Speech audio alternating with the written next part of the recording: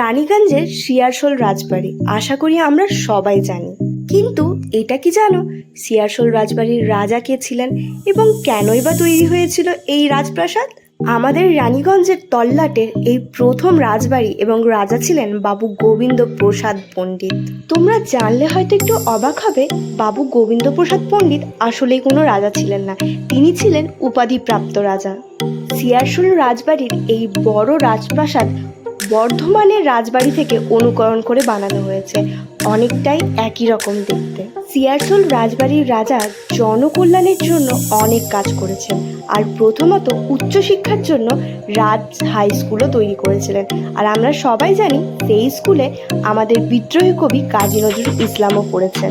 পরবর্তীতে রাজার কোনো পুত্র না হওয়ায় তার একমাত্র কন্যা সন্তানের বংশ এখন এই রাজপ্রাসাদকে চালাচ্ছে। ভালো লাগলে লাইক সাবস্ক্রাইব করবে। টাটা।